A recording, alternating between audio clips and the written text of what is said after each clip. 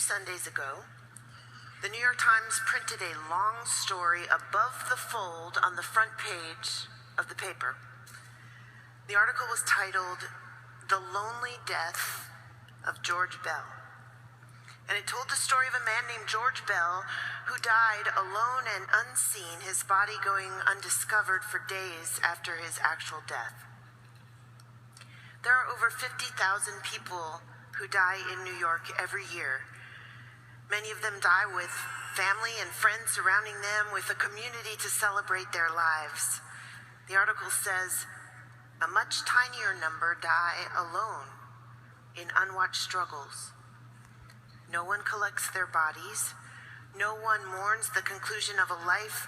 They're just a name added to the death tables. In the year 2014, George Bell, age 72, was among those names.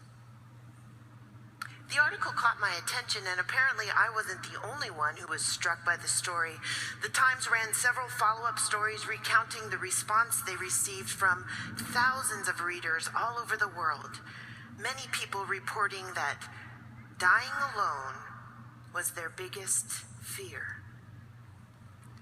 And dying alone is truly a scary proposition, but I think living alone is probably much more terrifying.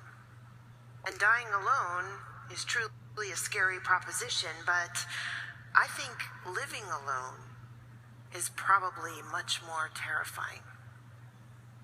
Everybody needs a place to belong, people who care about them, a community in which to build a life. These days, we still speak of saints as those who come before us, whom we loved and who loved us, whose memories are reflections of God's love, reminding us that our work in this world is to learn now how we are saints to each other, right here and now. If you read the George Bell story in the New York Times 2 weeks ago and had the same reaction as thousands in our city, you know too how precious that feeling of belonging is, and how the care and nurture of our beloved community is so very critical, and how being saints to each other is an essential piece of our work in this world. 2 weeks ago, after I read The Lonely Life of George Bell, I couldn't get the story out of my mind. What a tragedy to live a life in which when you die, there's no one weeping with the visceral pain of your absence, no crowd standing by to say, "See how he loved him." I was particularly struck in that article by the comments of Inspector Juan Plaza, who works in Queens unraveling mysteries of lives like George Bell's. Inspector Plaza was kind enough to talk with me on the telephone this week to answer some nagging questions I still had. I wanted to know, how often do you see this in your job? Someone dying alone with no one to miss them? Inspector Plaza immediately answered, "A lot." He explained that he'd been working on the unit for about 20 years, and he would say that cases like George Bell's are an everyday thing. I then asked Inspector Plaza how going to work and seeing this every day affects him. How does encountering that kind of isolation and loneliness leading to a death that no one notices impact your life? He said, "When I started working in this office, my whole life changed.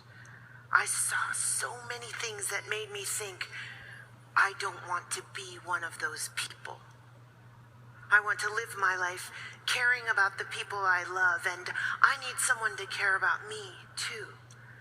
I used to care about money and getting things in life. I was selfish. But this job made me a different person. I just don't want to be somebody who dies alone." And finally, I asked Inspector Plaza about the response to this article. The New York Times has had thousands of people write and comment on the lonely life of George Bell.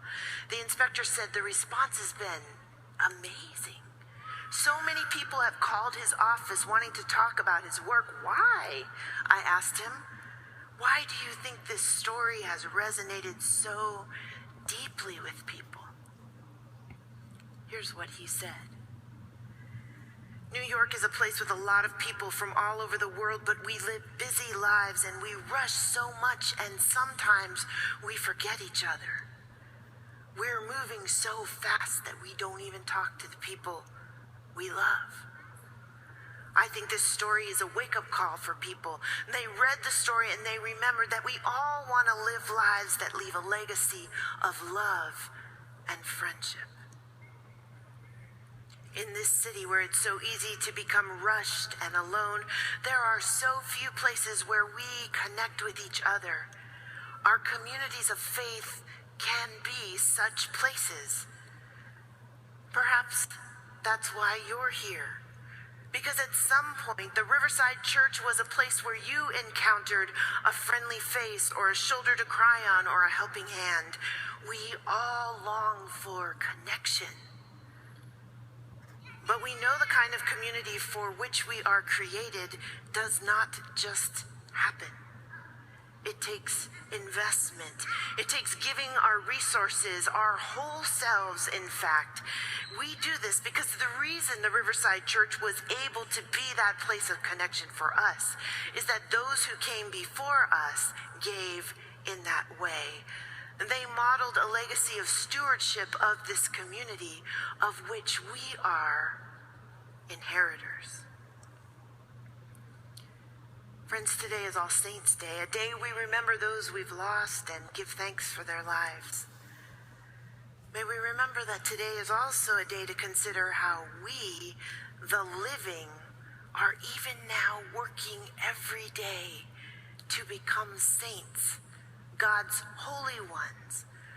Our lives, our sainthood is a reflection of the holiness of God, and we live it out in loving relationship with each other that builds a beloved community where everyone can find a place to belong, like this beloved community, the Riverside Church.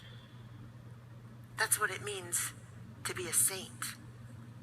A living, breathing group of people whose lives reflect the goodness and grace and holiness of God, summed up perhaps best by the saint who works in the Queens County Public Administrator's Office, who I met this week, Inspector Juan Plaza. Sometimes we cross the street without even looking to see how we can help and interact with each other. Be aware. Live a life in which you reach out and draw each other in. We have to value every day, and we have to show love for our neighbors. Everybody needs a place to belong. Amen.